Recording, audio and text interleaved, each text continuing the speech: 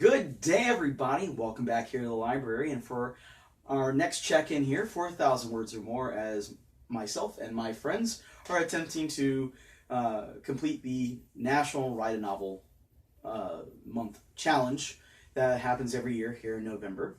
And you've seen Ross, who's been a guest here in the library multiple times. He and I talked about our projects the first week, and we said our friend Mary Kathryn, who has also been here on the show. You may recognize her from as a guest from 1,000 Words or Less. And she unfortunately wasn't able to join us the first episode to talk about her stuff. But as promised, here she is. Hello. So, Mary Kathryn, thanks for joining us. Thanks for having me. And I know we got plenty of stuff going on, but before we get too far in talking about just our experiences, do you want to give us the long promised and brief explanation of what your work is about? Sure. So a bit different to what you said in the last episode, that I'm not writing a memoir about myself. Correct. Or my own life. It actually is somewhat drawn from my own experiences. Okay. So not a proper novel per se. But it being what I was already working on, I decided to kick it over. Yes. Yeah. Well, yes, a bit. So I definitely have not been hitting a certain marker of words per day, but it has been motivating to participate in the NaNoWriMo challenge to get a bit more writing in each day. There you go. Well, and I know, as Ross and I talked about in the first episode, we all have very busy lives, and so yes. the 50,000 word goal is it's beyond our reach. And so I know my personal goal, I don't know if I've actually said it, but I'm writing an epistolary novel, so my goal is 5 letters a day. And I have gone up and down, and fallen behind on multiple different days and had to catch up other days. Actually, keeping up is hard, people. I was telling Kathryn before we came on air, and she said, no, save it for the camera. I fell asleep after 3 words Friday night. It was a very long week, and I just passed out. But fortunately, the way things worked out yesterday, I was able to write a lot early and then write a lot late. And I actually got caught up all in one day. So I didn't expect that, but that was good a good roller coaster. So this is difficult, folks. This is difficult. I do also have an update from Ross. So y'all, here's what Ross says where he's at.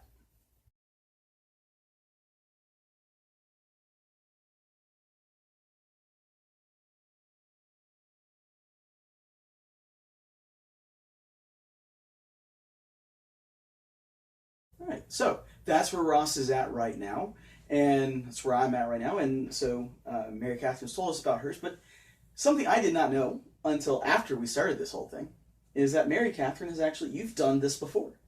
You've done NaNoWriMo before. Yes, NaNoWriMo I did 2 times, I think. It's been a long time, but there were a couple of years back to back, I think 2014 and 2015, where I actually signed up on the website and would put in my word count every day. And so you've done this officially? Yes, okay, I've done it officially. So we're doing this unofficially now, but you're a pro. And I have the mug. Oh, she has the mug. Yes. I didn't notice that when she walked in. So everyone, we have a ringer.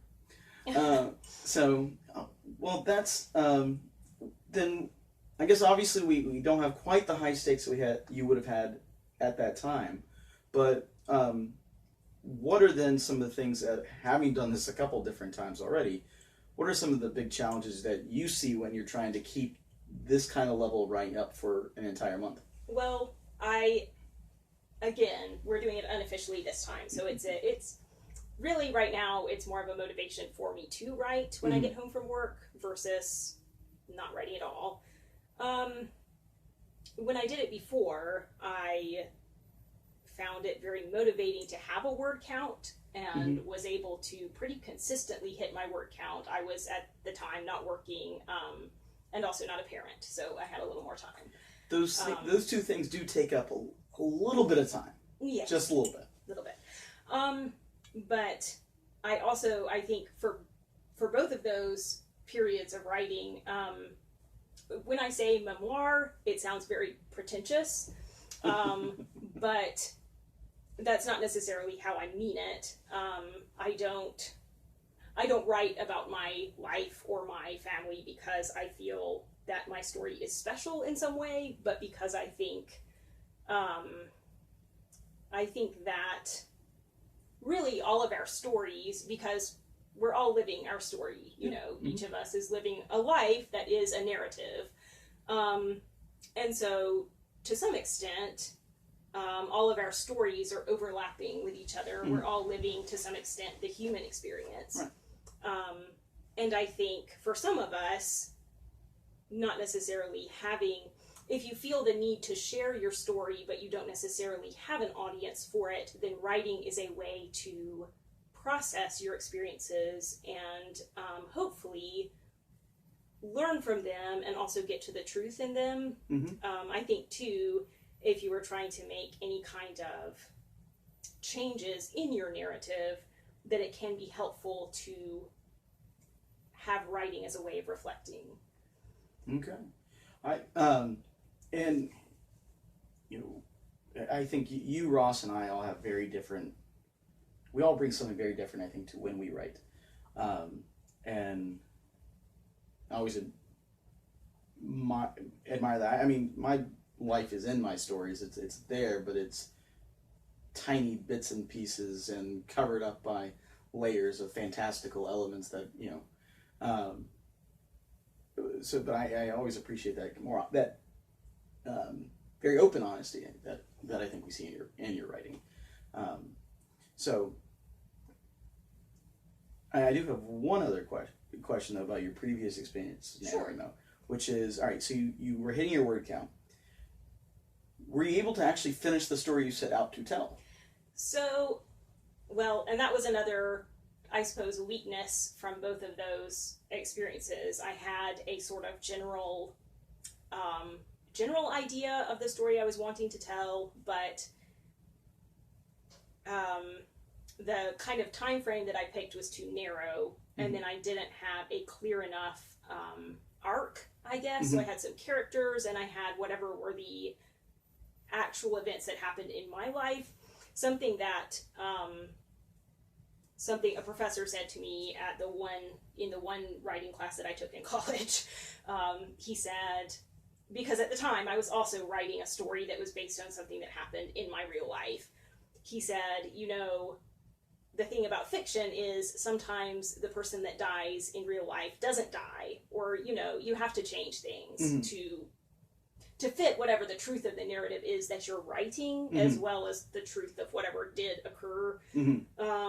And so that's probably a balance that I'm still always trying to figure out, is when I'm actually writing something that's creative, to what extent am I wanting to stick to the truth of what happened versus the truth of the narrative. Yes.